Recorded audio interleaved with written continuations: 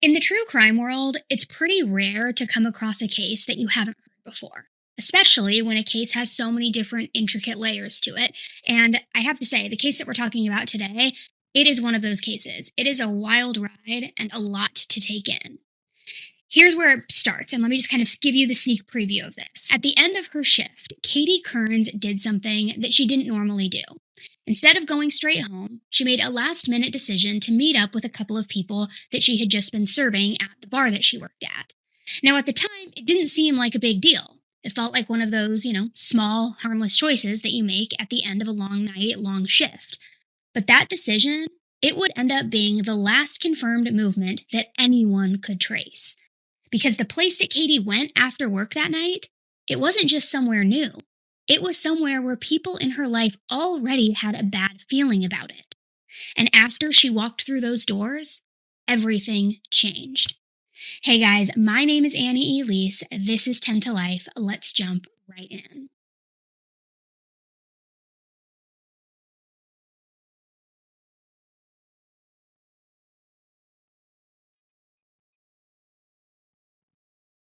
Back in October of 2017, 24-year-old Katie Kearns started working as a bartender at Woody's Bar in Illinois. Now, this wasn't her only job. It actually was her third job. See, Katie had this insane work ethic. She worked extremely hard, and she gave her all at every single one of those jobs. She didn't shy away from long hours or stacking shifts back to back. She embraced it. In fact, that was her normal routine. Now, on a typical day, Katie would start early in the morning, working the breakfast and the lunch shift at a local cafe near her home. Then, when her day shift ended, she wouldn't go home to take a nap, to relax, to binge TV, or do whatever. She would just go straight to her next job at Baracco's Pizza for her evening shift. And that's where she worked until closing. Which I think we can all agree most people would probably hit a point where they say to themselves, like, okay, I just need a break. I need to reset. I just need some time for me. But not Katie. If anything, whenever she did have extra time, she saw it as an opportunity to make extra money. Whether it was picking up an extra shift, putting in hours for a private party, taking on another gig, whatever it was, Katie would take it. Because she really did her best whenever she was busy. She thrived around people and she loved meeting new people as well. She had an incredibly large circle of friends, and many of them would come and visit her throughout her shifts at the cafe, at the pizza place, wherever it was. So for Katie, it really made perfect sense to blend both her work and her social life, and now try bartending. Which, if you've ever worked at a bar or a restaurant and, whether it's a restaurant bar or an actual dive bar or whatever it is, you know that being a bartender can be pretty lucrative, especially if you're trying to make quick money. And that's exactly what interested Katie at the time. She needed extra money.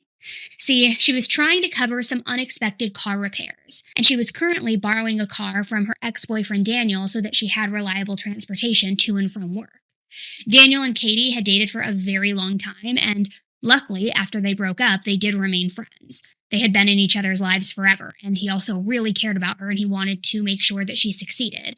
So when Katie's car had broken down, Daniel offered his old Jeep until she saved up enough money to get her car repaired. He was a really good friend to her. Now, the Jeep wasn't in the most reliable or best condition, not only cosmetically or otherwise, but the point is, it ran, and that's all that mattered to Katie. She was extremely grateful for Daniel's support. But at the same time, she also was fiercely independent. So she locked in on picking up a few extra bartending shifts, getting some of that extra cash at the end of the night so that she could have her own car repaired and she wouldn't need to rely on her friend. The only problem was that her current job didn't have any open bartending opportunities.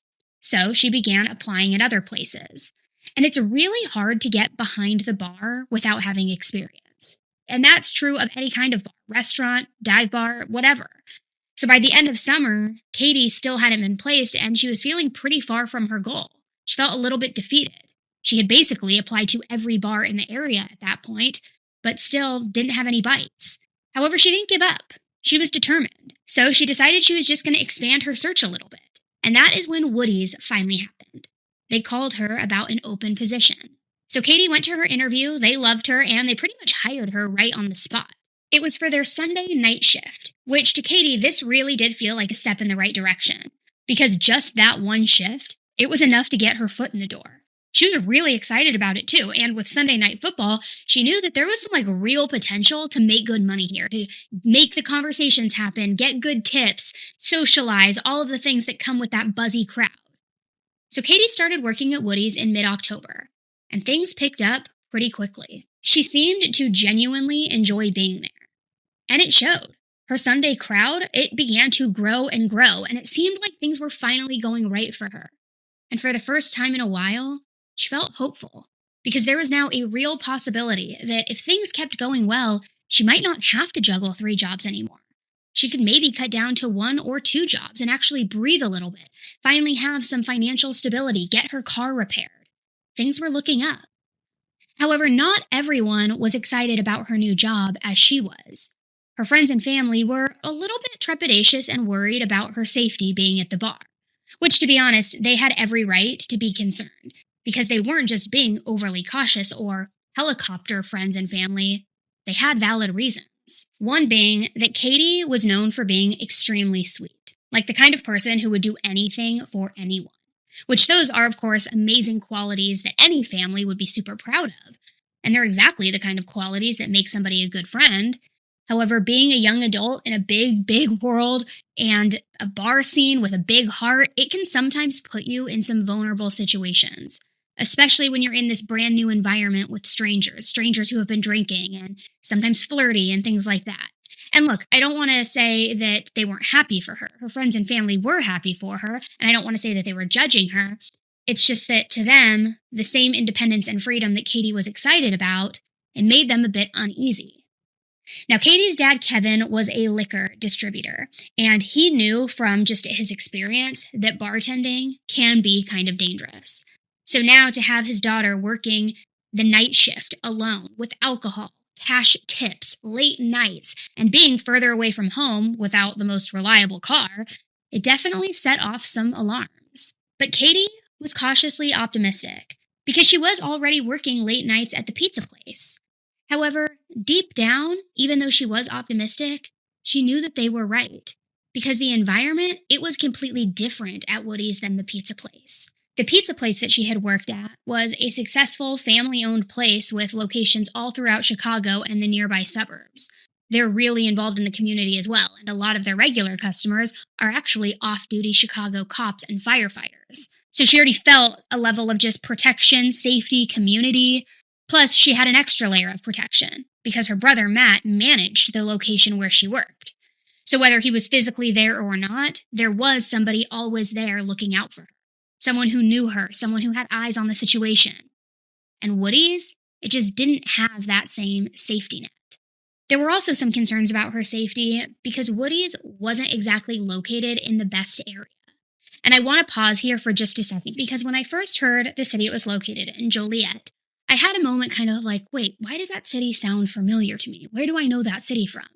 Which, if you're thinking the same thing, there's actually a long history there. Joliet's true crime ties go all the way back to 1858, when the old Joliet prison opened. Over the years, it's housed some pretty well-known names as well. Al Capone was one of their first notable inmates after being arrested by the local police department in 1927. Richard Speck served out his life sentence there after being found guilty of a mass murder that killed 8 nurses. And so did James Earl Ray after being arrested for the assassination of Martin Luther King Jr. Then, of course, you also have the biggest creep of all time, John Wayne Gacy. And if you watched our deep dive into Gacy, you know that during the 70s, Gacy would literally drive south of Chicago to dump bodies. And Joliet was one of those areas. After he was arrested, he was taken to the local prison there, and after the trial, he was transferred. But for the last few days of his life, he was transferred back to Joliet, and he was housed just down the street at the Statesville Correctional Center until his execution. Now, nowadays, the city is still considered a prison town, but statistically, crime overall is relatively low. However, and this is important, there are pockets of the area that are more dangerous than others. And Woody's Bar? Well, it was right in the middle of a pretty big pocket. It wasn't just the location of the bar either. It was also that they kind of had this reputation in the community and the regulars that hung out there.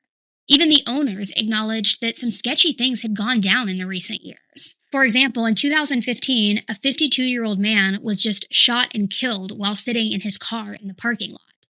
More importantly, in the summer of 2017, so right before Katie started working at Woody's, women were being attacked and assaulted along something called the Old Plank Road Trail. So this is really where things start to feel a little more unsettling when you look at what was going on in the background of this area. Now, the Old Plank Road Trail, that was an abandoned railroad track that had been paved over, which it started in a suburb, I believe in south of Chicago, and then it stretched over 20 miles before ending just 1 block away from Woody's. It's a public trail, but some parts of it feel more rural, and there's like these murky ponds, high grass, thick brush, heavy terrain in some areas. And anytime you get an environment like that, especially like trails and things like that, it's a hot spot for crime. That's just the truth of the matter. And that trail, it kind of mirrored Katie's path to work every day. Now, I don't know if I would want to be driving that way personally, especially alone late at night with an unreliable car, but for whatever reason, it didn't bother Katie. In fact, nothing seemed to deter her from taking this job, not even when the bar was targeted in a burglary.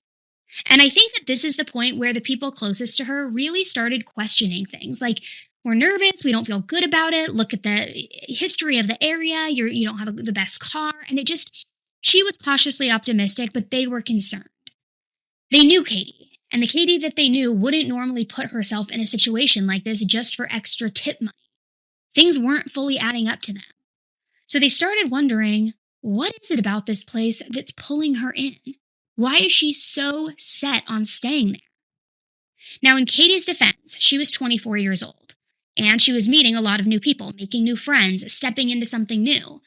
And look, at that age, a lot of us feel like we're kind of untouchable, right? Like nothing bad is actually going to happen to us. And Katie, in a lot of ways, was just living in the moment, just had that mentality. So on Sunday, November 12th, 2017, Katie said goodbye to her dad, and she started driving from her home all the way to Joliet, where she clocked in for her shift at Woody's. And she was really excited too, because the place was packed. Now, on that particular Sunday, everything lined up in a way that just made the bar busier than usual. Not only was it unusually warm for the Midwest in mid-November at that time, but people really wanted to get out. They wanted to enjoy things before the mass storms and weather really hit. The Chicago Bears were also playing the Green Bay Packers. The parking lot was full. There was tons of motorcycles. It was almost like they had their own little party going on, in the parking lot. But from everything that was described, the crowd itself, it was actually pretty tame. It wasn't wild. It wasn't unruly. It was just packed, good energy, people celebrating, people being out before the winter cold hits, and just enjoying the weekend. So Katie stayed busy throughout her shift, just doing what she always did. And eventually, as the sun went down and the football game started wrapping up, things started to slow down. In fact, by the end of the night, it was just one of the regulars that Katie had become friendly with, his friend, Katie, and her coworkers. So the manager wanted to close the bar an hour earlier than normal because it had slowed down so much. Katie told the guys at the bar that they were going to be closing and they were, ahead of schedule, so they'd be shutting down a little bit early.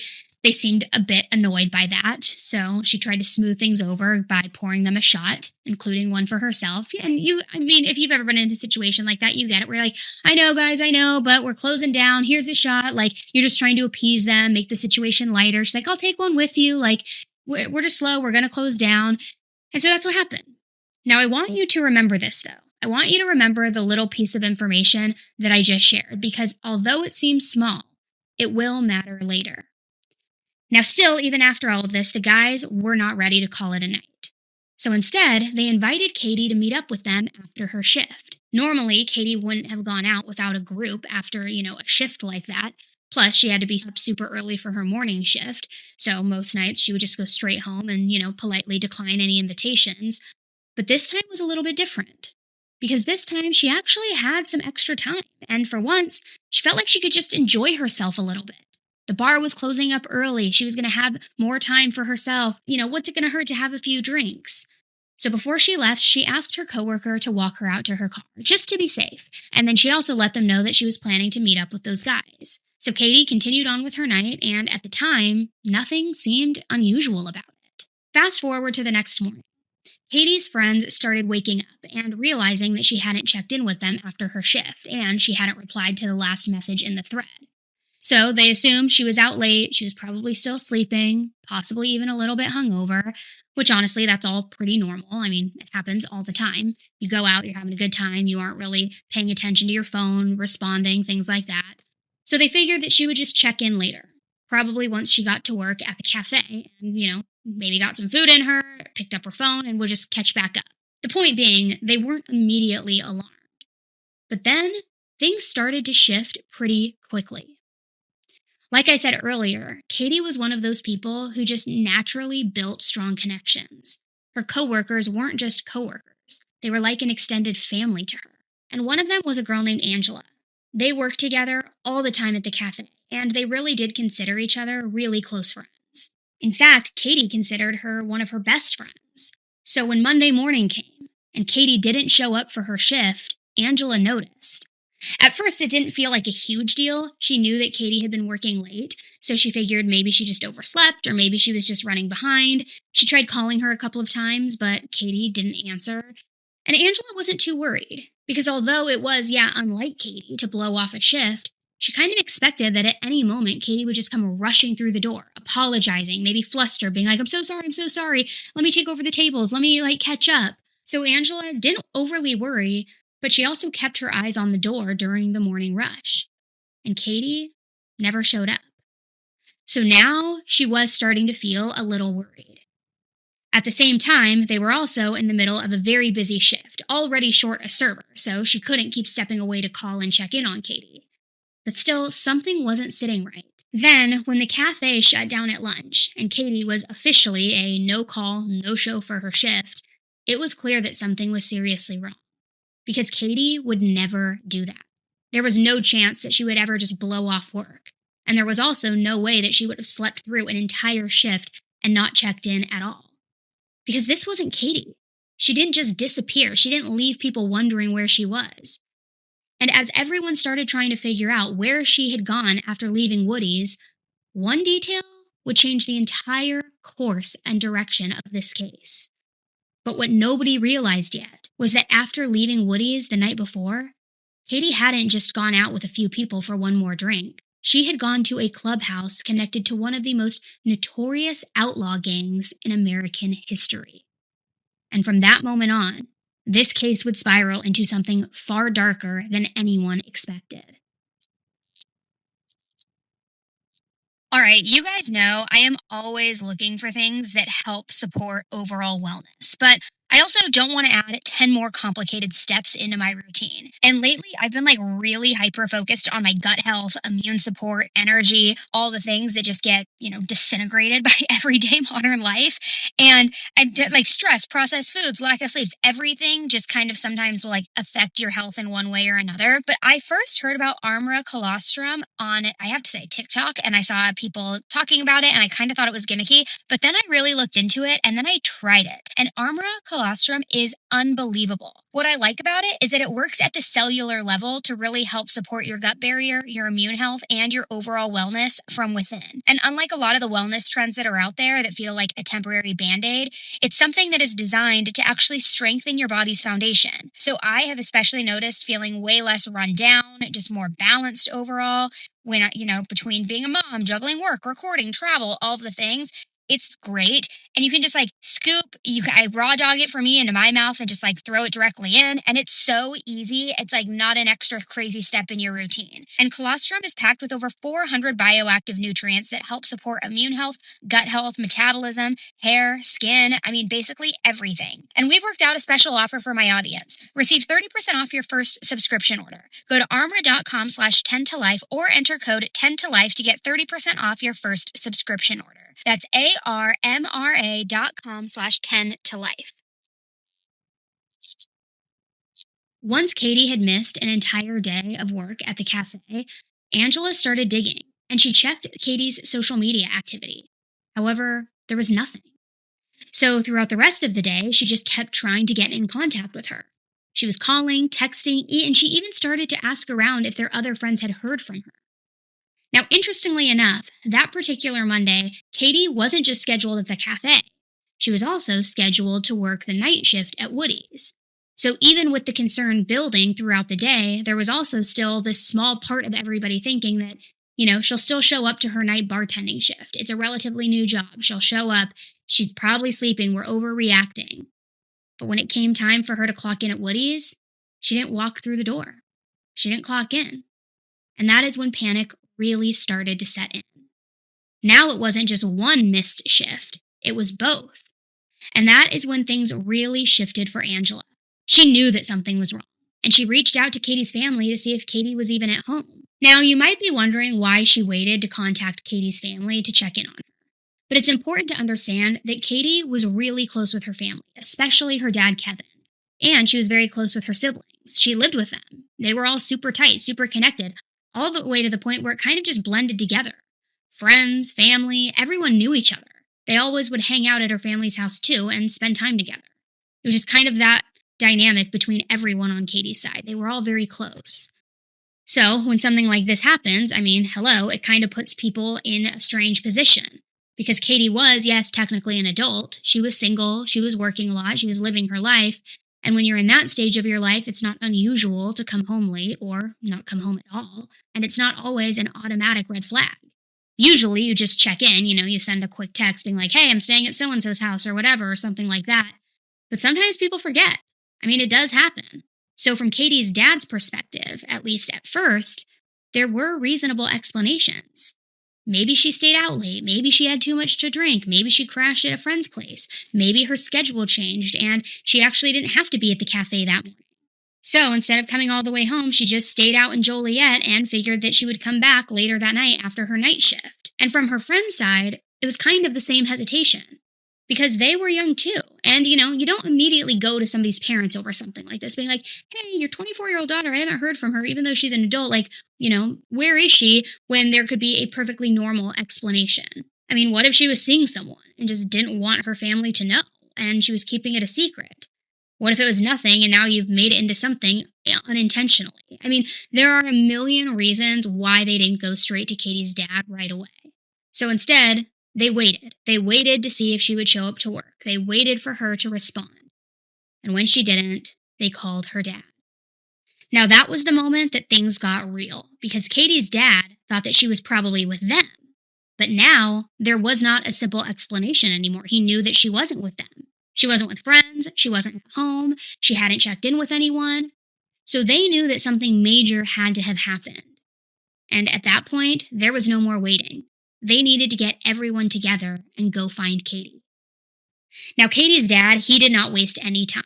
He called her siblings, and almost immediately, all of them jumped into action.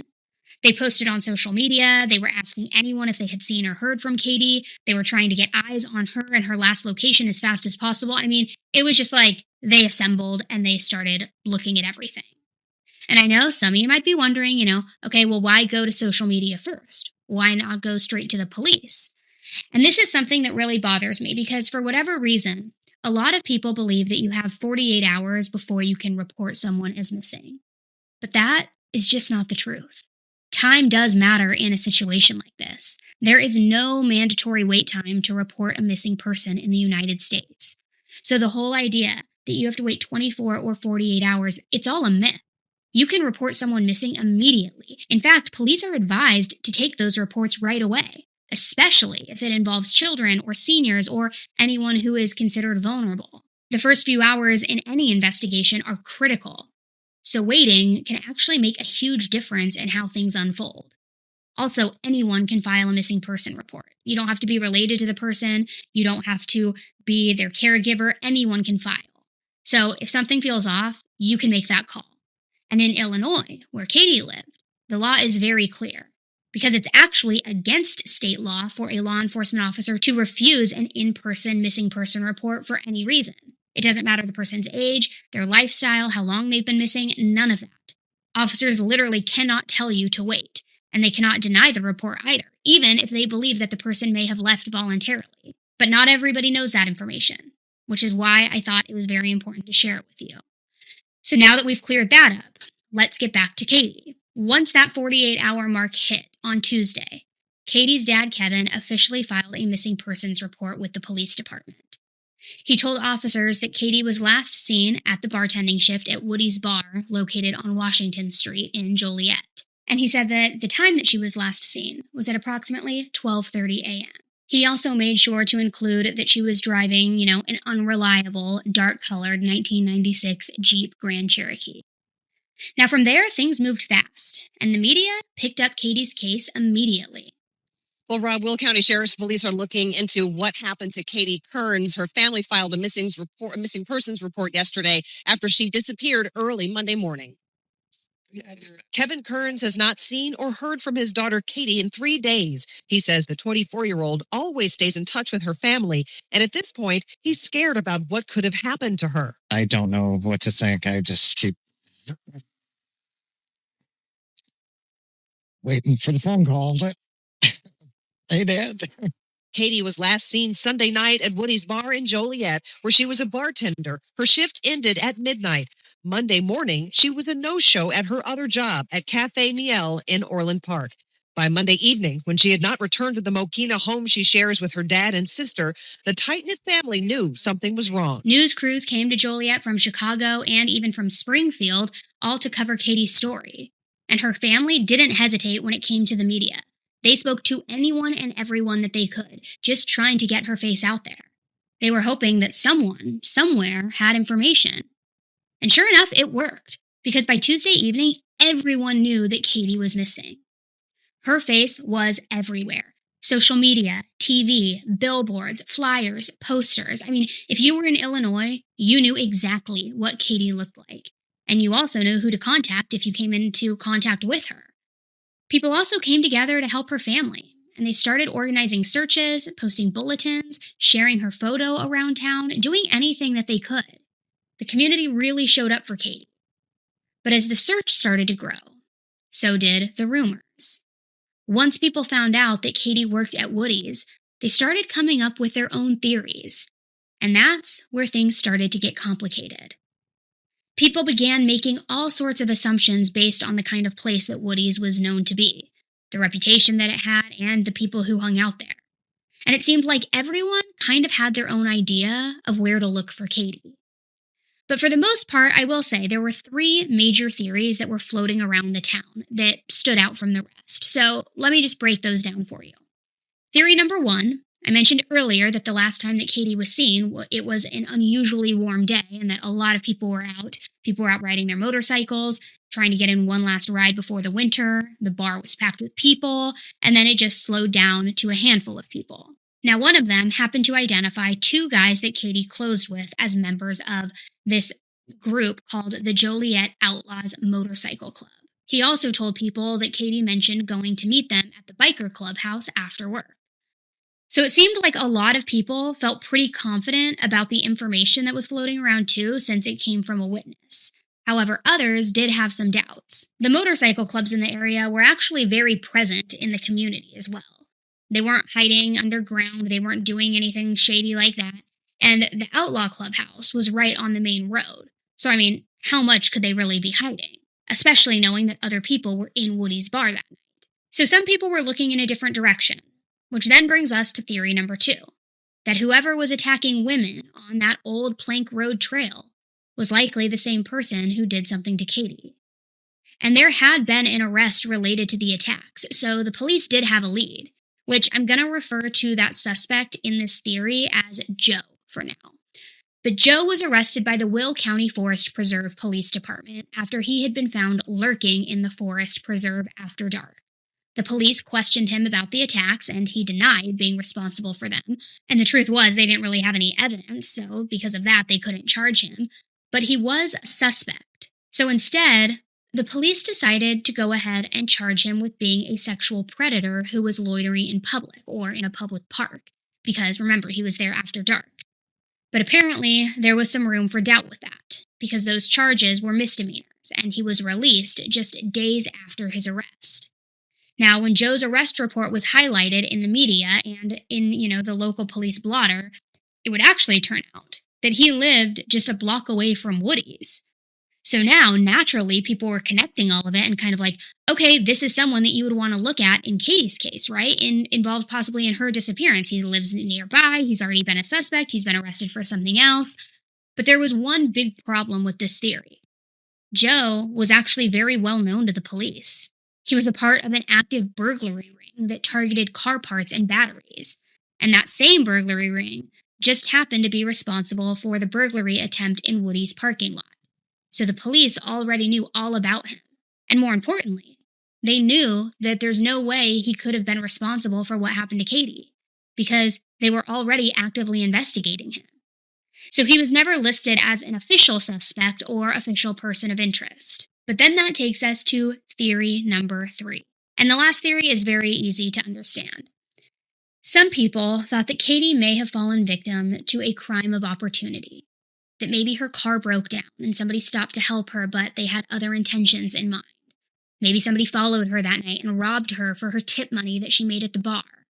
Or maybe it wasn't a crime at all. Maybe Katie was involved in a car accident and her car was hidden somewhere along the route that she took home. I mean, everybody was playing detective by this point, one theory or another. But a local journalist named John really wanted to get to the bottom of things. So he reached out to Katie's family. He was looking for any kind of official update. And what the family spokesperson told him, it caught him completely off guard. He said that the family and friends believed the theory that the Outlaws might be responsible for Katie's disappearance, that motorcycle club, and that the bar, Woody's, was likely covering up for them. Because not only was the bar not helping with the investigation, but the family wasn't getting any help from them either. So to them, it felt like these people who ran Woody's couldn't care less about Katie or what happened to her. So John decided to follow up on that information. And he went to Woody's to get to the bottom of things. He walked into the bar, identified himself as John from the local news station, and explained to the bartender that he was looking for information about their employee, Katie. And almost immediately, the bartender went into the back room and he grabbed the manager. Then the manager came out, and she escorted John right back out to the parking lot of Woody's. And when John asked her about Katie, according to him, she snapped at him and said that she was last seen heading east on Washington Street, the road that Woody's was on. She kept things very short, and when John tried to ask anything further, she just completely shut it down. Now, the one thing that the manager did confirm was that Katie only had worked 4 shifts in total there. Which honestly, guys, this next part was so heartbreaking to research and read, because according to John, when he looked around, it was just business as usual inside that bar. Regular customers, normal activity, nothing seemed different. Nobody seemed to care. There were no posters, no flyers, nothing acknowledging that one of their employees was actively missing. It was like Katie never worked there at all. Like she didn't even exist to them.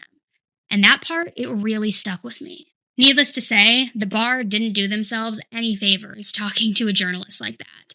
So they got exactly what they deserved, and John wrote an article and he ran with it. And the headline was, Joliet Bar isn't looking for missing bartender Katie Kearns.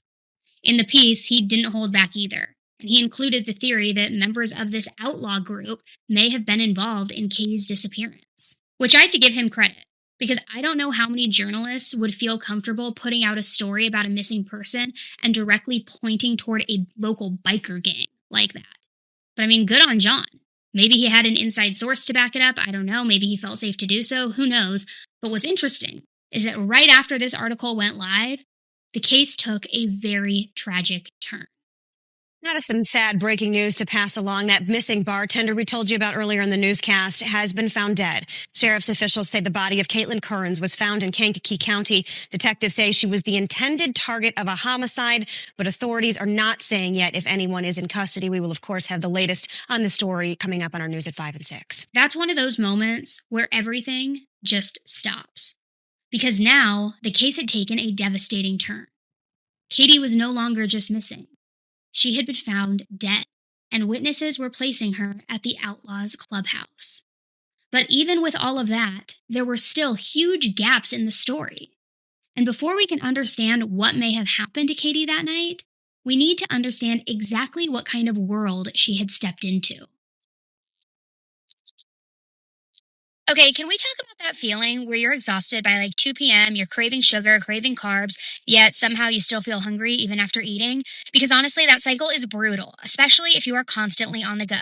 But that's what I love about Veracity's Metabolism Ignite. Now, what stood out to me when I first heard about it and discovered it is that it's not another like jittery energy supplement or some scary quick fix kind of diet thing. It's actually designed to support blood sugar and metabolism at the root level, which affects everything like your energy, your cravings, your focus, your mood, all of it. I started testing it by taking 2 capsules with breakfast, and I swear I did notice that I felt way more steady throughout the day. No huge crash, no feeling like I immediately needed a huge Diet Coke by noon. And honestly, just like I had fewer random cravings too. I also love that it's drug free, clinically proven, doctor formulated, and it doesn't come with all the weird side effects that usually make me nervous with metabolism products. And it works at the mitochondrial level, so basically supporting your cell's energy production naturally. So it's sustainable energy and not like this fake wired energy. So before metabolism ignites, sells out again, control your cravings, and boost your energy the natural way.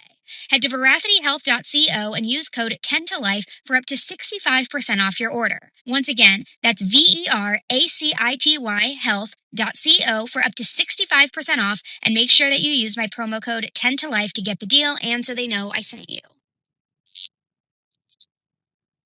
Now, police didn't give too many details at first about what was going on, but they did take time to confirm that Katie was last seen at the Outlaws Clubhouse. They confirmed the information with 4 different witnesses who all said the same thing, that Katie told them that she was heading to the Outlaws Clubhouse after her shift. So the next morning around 10 a.m., the Will County Sheriff's Department SWAT team served the Joliet Outlaws Clubhouse with a search warrant, and the investigators started to move in very quickly. A Confederate flag hangs outside along with a sign on the front door that reads, "Is there life after death? Trespass here and find out." Police say Katie Kearns told friends she was headed to Outlaws Biker Clubhouse early Monday morning after her bartending shift at a nearby bar. Today, police busted Outlaws open in search of evidence related to Kearns' murder. SWAT vehicle had a big long pole on the front of the vehicle, and they had pushed the door down and ran in with guns drawn. And it was pretty neat. They towed away a white vehicle out of there this morning. And besides that, they've been in and out of there all day. The towed vehicle may belong to a possible suspect. So at this point, all that we really know is that Katie was last seen leaving the bar to go meet those 2 guys at the Outlaws Clubhouse. Her car and her body were then found an hour away from her last known location. And we know that the police searched the clubhouse and that somebody was brought in for questioning. And this is usually the point in a case where you start trying to connect those dots. But there are still some pretty big gaps. So I feel like this is actually a good place to just pause here for a second, because I keep mentioning the Outlaws, right? And this motorcycle clubhouse, this biker gang, which, to be honest, I've been mentioning it without context, so it's a little hard to fully understand any of it. Now, while I was doing my research, I couldn't find a ton about this specific local chapter. I didn't really have a clear understanding of how they operate day to day or how prominent they are. But when a group like this keeps coming up, you want to understand what role they could be playing, right? Now, the internet is obviously full of information, but not all of it is helpful. So some of the information that I was finding about the Outlaws, it felt a bit outdated or just extreme. On one hand, though, there were people describing them as a full-on criminal gang. I also kept seeing comparisons to that show Sons of Anarchy, with some even saying that the show was based on them or that they were the ones who inspired the show. But then, on the other side, you have people saying that those days are long gone, that that's not at all what it's like anymore. It's more about brotherhood, connection, community more than anything else. So you're looking at 2 very different narratives. And honestly, it makes it harder to figure out what actually matters in this case and how Katie got pulled into any of it. One thing that caught my attention, though, was a journalist who seemed to know everything about motorcycle clubs in the Chicagoland area. Not just on a surface level either. This is someone who has spent the last 30 years investigating them. He's embedded himself with different clubs, different chapters, club members, undercover agents, and people who are connected to that entire world. So he's not just reporting from the outside looking in, he's been right there, consistently, for decades. And that kind of perspective is extremely rare. So, I reached out to him to see if he could help fill in some of the gaps here and some of the things that there were still questions on. Maybe give us a clearer understanding of what we're actually dealing with here. And luckily for us, he replied and he agreed to answer some of my questions. His name is Frank Main, and Frank is a Pulitzer Prize winning journalist who has been investigating crime at the Chicago Sun-Times for more than 30 years. And over that time, he has seen a lot. He's reported from war zones, he's been inside governors' mansions, sat in mobsters' living rooms, attended gang members' funerals, and he has documented everything that he has uncovered along the way. So when I say that he has experience in this world, I really mean it. But what stood out the most to me is that out of everything that he's covered over the years, some of his favorite cases are the ones involving motorcycle clubs. And that really caught my attention. And the outlaws are very prominent. And to me, they're honestly pretty terrifying. A lot of these motorcycle clubs are to me. So let me tell you a little bit about the Chicago Outlaws, which is a motorcycle gang that was founded way back in 1935, just outside of Chicago, in a little suburb that's west of Midway Airport, if you know where that is. And when you talk about the Outlaws, they're one of the biggest motorcycle gangs in the country. I mean, you think of the Outlaws, you think of Hell's Angels, you might think of Mongols out on the West Coast, and they're all considered one percenters, meaning that members all have been kind of patched in. They wear these patches that show that they have done something amazing, in their opinion, for the club in order to become a member. And usually that means they committed some sort of violence. They killed somebody, beat somebody up, did something for the club that got them into this organization. So these particular clubs are full of violent guys, and they've battled each other over the years. In Chicago, where I am a reporter, in the 1990s, they were really going after it. There were bombings in the city of Chicago involving the Hells Angels and Outlaws, and they were essentially Outlaws were trying to keep the Hells Angels from invading their turf, and the Outlaws succeeded. They kept the Hells Angels out of Chicago, meaning that the Hells Angels were not able to establish a clubhouse in the city limits of Chicago. They were in the suburbs, and essentially in Chicago, you had a north side and a south side chapter. So that's how things worked. They kind of live by their motto. Their motto is "God forgives, outlaws don't," and so they don't take anything from anybody. They'll if another gang, another outlaw gang like Hell's Angels threatens another one of its members, it's a brotherhood. Everybody responds to that threat, and it's on. And so over the years, these things have kind of waned a little bit. They've kind of there's been less and less violence among these crews as fewer people are in these particular biker gangs, but stuff still does happen. I mean, fairly recently, a couple of years ago, outlaws walked into a bar near Midway and shot it up. Mongols were in the bar, and nobody died, but it was a pretty wild situation. Of course, nobody talked to the police. Nobody was arrested. There's a code of silence, just like there is in the mafia. And interestingly, over the years, the outlaws have actually been involved with the mafia. They were kind of the muscle for the mafia in certain parts of the city, and were involved in a bombing of a video poker machine store because the mob didn't like the way that they were not getting the street tax from that particular place. And so there's been a connection between organized crime and the outlaws for years as well.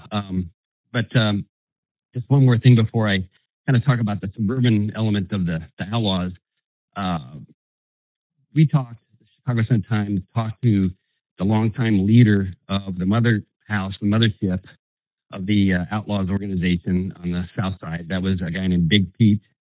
And so Big Pete told us, Big Pete James was his name, he's passed away now, told us that the influence and the power of the Outlaws was diminishing, and he was worried about it. And he thought that maybe the Hells Angels were on the rise and might eventually get a foothold somehow in Chicago. And so that was kind of interesting to us because almost never does a one percenter talk to a reporter about internal business operations of a club. And so that was a pretty significant story, and showed us that even though these guys still exist all over the country, they're not what they once were. So now that I had a better understanding of who the outlaws were, I realized I still had questions, specifically about the clubhouse itself. Because what is it really? Is it an actual clubhouse? Or is it more like a bar that they all hang out in? I've watched Sons of Anarchy. I know what their clubhouse was. Is it something like, I don't know, a VFW hall or a moose lodge? I don't know. And here's what Frank had to say about it. Now, what's interesting about the Outlaws is they have clubhouses all over the country, and these are kind of secret societies where the attached members can come, and can't go into the house usually without a attached member inviting you into it. And these clubhouses serve a lot of different purposes. I mean, obviously there's like kind of the social angle to it. It's kind of a fraternity house, and guys will drink and do whatever in the house, and play cards and play pool, and all that kind of stuff.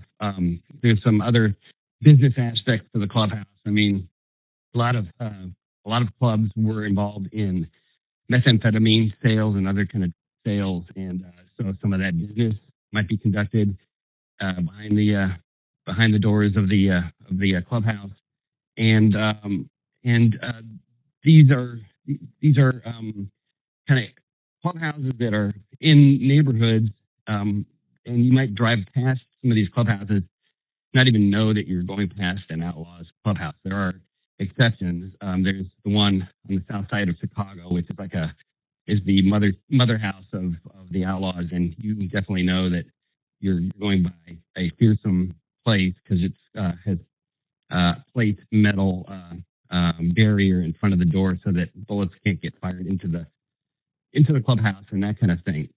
And so in these clubhouses, these guys will park their bikes outside, and there are places in there for them to crash out and sleep so that they don't have to drive drunk and get busted by the cops. And so essentially they're just it's kind of like a fraternity house on steroids, I would say. It's a place where you party and socialize, and it's a secret society like a fraternity, and but add weapons. And personally, I feel like I have even more questions now than I did originally. Because if that's what is going on inside the clubhouse, why would Katie, or honestly anyone, want to go there? From the outside, you might assume it's a controlled environment. I mean, maybe even a safe space or safe environment, since only certain people are allowed in. It's not open to the public in the same way as a regular bar. But what's the appeal? And so I did start wondering maybe if that played a little bit of a role. Like, do women go there because it feels exclusive, or because they feel protected in some way? So I asked Frank directly, what role, if any, do women actually have inside the club? All motorcycle gangs, all one percenter gangs for that matter, are kind of misogynistic in a way. They don't treat women well, I would say. These are guys that you don't want to take your 24-year-old daughter to go see at the clubhouse or the bar, and they have this kind of system where they call it old ladies, and your old lady is a girlfriend, and sometimes in some clubs, the girlfriend is shared among all the club members, and so that's kind of a strange thing, and why a woman would want to do that, I don't know. And they also do not treat women that well, and in addition to all that, these guys have affiliate organizations sometimes where they'll have women who ride with them, but they are never attached members of the club. You can never be a woman who's in one of these clubs, the Hells Angels, the Outlaws, the Mongols, whatever. They're just kind of arm candy for the one percenters as they drive around and do their thing. So yeah, that's kind of my 30,000 foot explanation of what the what the outlaws are and what motorcycle gangs are these days in the United States and in Chicago. Now, with everything that Frank just explained, you might still be wondering how Katie is connected to any of this. Well, the answer is actually pretty simple. Around the same time that Katie started bartending at Woody's, she also started dating 32-year-old Jeremy Boshears. Now, Jeremy wasn't just anyone. He was a patched member of the Outlaws. And on top of that, he was also a regular at Woody's. Now, I have to say, when you look at Katie and her background, and you look at Jeremy, it's pretty clear that they were living very different lifestyles. And it seems that they wouldn't really seem to have a whole lot in common either. At the same time, though, relationships, as we know, don't always follow logic like that. Sometimes it really is as simple as opposites attract, especially in the beginning when everything is new and exciting and fun and different. It's easy to get caught up in that. You're in that kind of bubble where things feel like super intense, fast moving, and you're not necessarily stopping to question everything or be like, oh, is this really, going to work out the way I think it's going to work out? And from what we know, their relationship did move quickly. So it's possible that Katie wasn't fully connecting all the dots when it came to Jeremy and his ties to the Outlaws. At the time of her disappearance, there were some conflicting reports about how long they had been together. Some outlets said that it was only 2 to 4 weeks, but I also came across information suggesting that they may have known each other even longer. So the exact timeline, it isn't completely clear.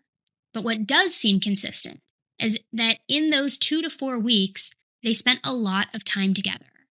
And they also both acknowledged that they were falling in love with one another. Which, when you look back at everything, knowing what we know now, things do start to make a little more sense. For example, why Katie liked working at Woody's, why her friends didn't immediately reach out to her family, and, maybe most importantly, why she didn't feel like she was in danger. She had Jeremy. She was in this relationship. He was there. She likely believed that he would protect her. Which, honestly, that's the part of this that gets me the most out of this entire case. Because Katie thought that she would be safe, that he would keep her safe, that he was her person.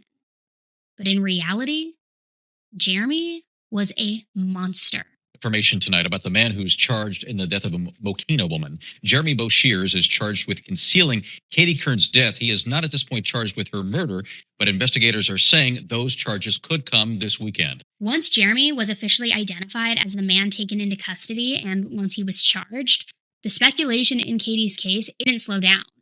It picked up because now people were looking directly at Jeremy. Today's episode is brought to you by IQ Bar, our exclusive snack, hydration, and coffee sponsor.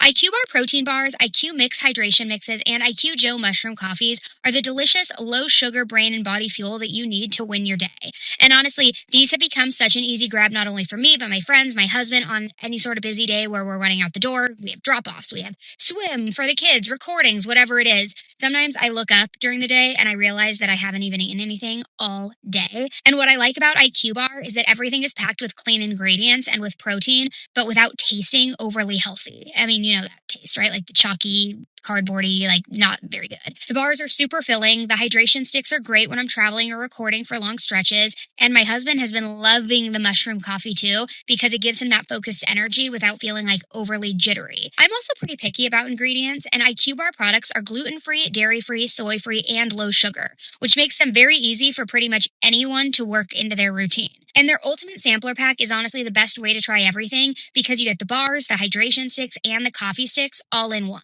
And right now, IQ Bar is offering our special podcast listeners 20% off all IQ Bar products, including the ultimate sampler pack, plus free shipping. So to get your 20% off, text LIFE to 64,000. Text LIFE to 64,000. Message and data rates may apply. See terms for details. In the media, Jeremy was being referred to as Katie's boyfriend. But anyone who knew Jeremy also knew that he was married. And not in a casual, recent way. He had been married to his wife Rachel for 10 years. And it did not take long for that information to go public. Within just a few days of his arrest, Jeremy ended up appearing before a judge for the very first time. And during that hearing, things escalated.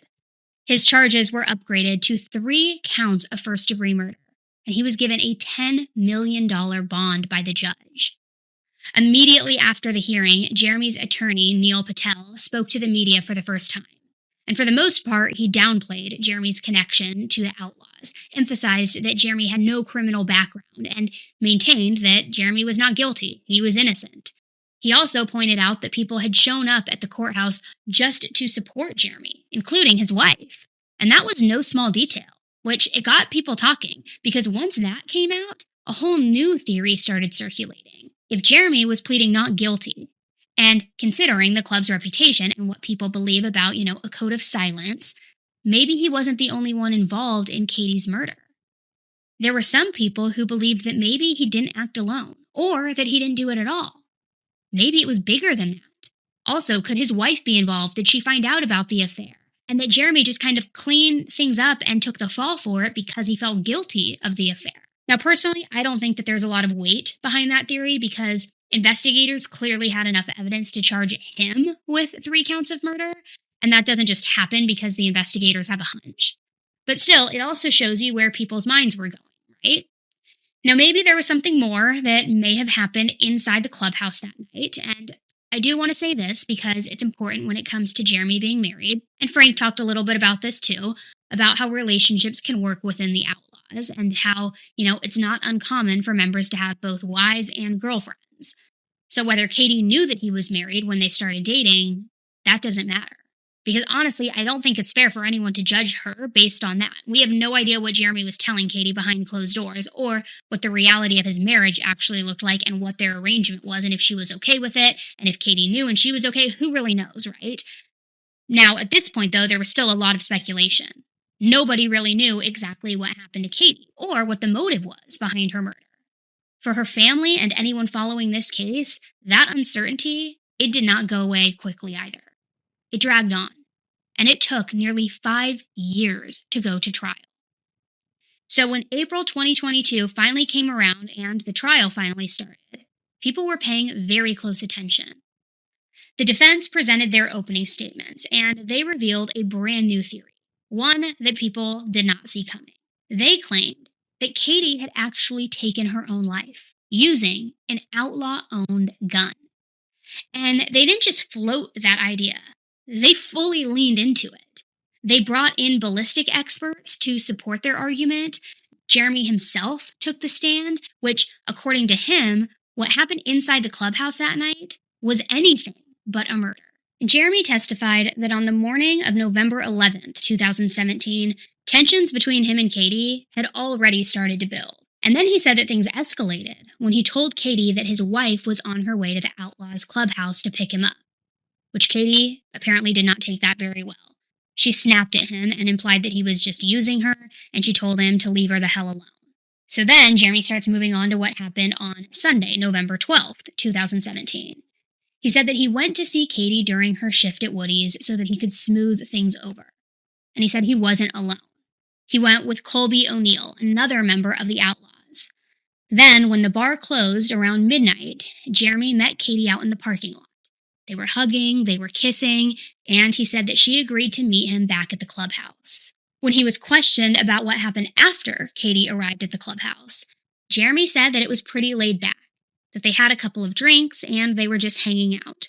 Colby eventually left, leaving the two of them alone inside the clubhouse, and he said that they were just enjoying each other's company. Then, Jeremy said that after they finished their drinks, he was ready to call it a night because he had to be up early the following morning for his uncle's funeral.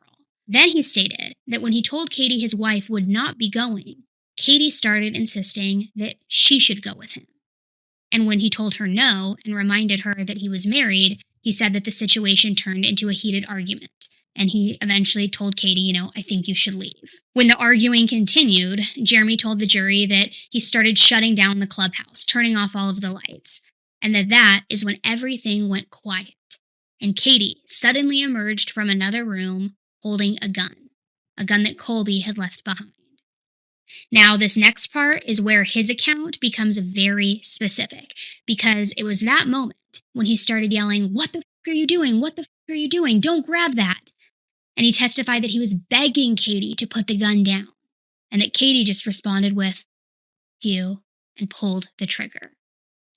Now, when his attorney asked him what he did next, Jeremy said that he panicked, that he stepped over Katie's body, ran behind the building, and was so overwhelmed that he started sweating and throwing up. From there, he said that he started making a series of phone calls to other outlaw members. The first call being to Colby, telling him to come and get his gun. But Colby told him that the gun didn't actually belong to him. It belonged to another outlaw named Corey. Now, at this point, according to Jeremy, things really started to spiral and felt out of control. So he reached out to the Outlaws' president, Jimmy McCoy, asking how to handle the situation. Because remember, Katie's body was still lying there on the middle of the floor in this clubhouse. And his recall of the next events are, once again, pretty specific. Because according to Jeremy, he claimed that he insisted that they needed to call the police. However, the president shut it down immediately, referencing the club's code of silence. And he told Jeremy to call his brothers and help clean up the mess. So Jeremy said he just followed the orders, and that is how everything went down. Once Jeremy left the stand, the defense continued to try and strengthen this self-harm theory. They used prescription medication that had been found in Katie's purse to dive her into this battle with depression, and they didn't stop there. In fact, they even brought up Katie's dad, Kevin, to the stand to testify about his daughter's mental health. And Katie's dad was pretty upfront about her battle with depression and that it began when her mom passed away back in 2007. According to Kevin, Katie had anxiety, panic attacks, depression, and bipolar disorder. But he also said that it was under treatment. For the last 2 years, she had been in treatment leading up to her death. But the defense kept pushing. They didn't stop there. They told the jury that just 3 weeks before her death, Katie had been taken to the emergency room after attempting to take her own life. And they said this wasn't just speculation, because the medical bracelet from Silver Cross Hospital was found in her purse at the crime scene. It ended up being listed as evidence, which I have to be honest, this whole strategy is just diabolical to me, because they weren't just suggesting an alternative. They were fully trying to reframe what happened that night. But either way, once they rested their case, it was now up to the prosecution. And one of their first witnesses was a forensic expert, and they totally dismantled the self-harm theory pretty quickly. As it would turn out, to nobody's surprise, ballistic testing revealed that Katie's hands were completely free from gunshot residue. So from there, the prosecution continued building their case, calling a full lineup of witnesses, including fellow outlaw Colby. And piece by piece, they started poking holes in Jeremy's version of events, including what he said during his police interrogation and on the stand. Then came closing arguments. And this is where the prosecution laid everything out start to finish. They argued that what actually happened inside that clubhouse, it wasn't self-harm at all. They said that Jeremy shot Katie and then wrapped her body in a mattress and black plastic, then placed that on the pool table.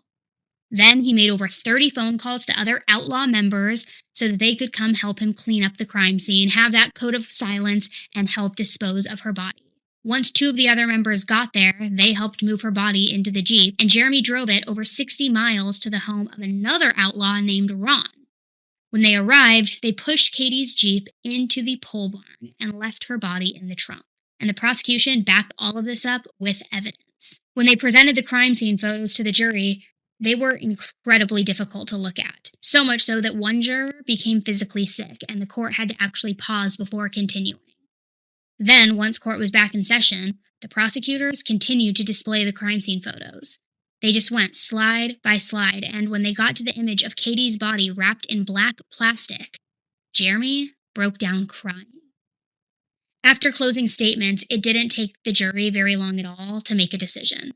They came back with a verdict after 2 days, and once the court announced that the jury found Jeremy guilty on all charges, he just sat there, crying, repeating, "I didn't kill her," over and over again, until finally he was escorted out of the courtroom. Jeremy was originally sentenced to 45 years in prison, but in 2024 his legal team filed an appeal, and his conviction was overturned. So even though Jeremy is still in custody, he's now been granted a new trial, and he could potentially walk free. Which, that is giving me like Letitia Stalk vibes all over again. It infuriates me because it's like, hello, he panicked. He called all of his outlaw buddies. They cleaned it up. There's so much evidence, in my opinion, that shows what he did. But what do you guys think? Did Jeremy do it? Could he just be the fall guy? Should we cover Jeremy's new trial? I mean, let me know what you think in the comments. I think it's pretty black and white, in my opinion, but let me know what you think and if you've heard about this case as well. I just hope that Katie and her family continue to get justice if and when this does go to a new trial. It's awful. She was so young. She just wanted to go with who she thought was safe. And I don't know. What do you think? Do you think there's any truth to the self-harm? It doesn't make sense to me. How do you self-harm and you don't have any gunshot residue on your hands? Which, again, I'm not a detective, so what do I know? But curious to know what you guys think. So definitely let me know. Thank you for tuning into another episode of 10 to Life. I will be back with a brand new episode next Tuesday, so make sure that you're following the podcast, you're subscribed on the YouTube channel so that you do not miss a thing. All right, until the next one, stay safe.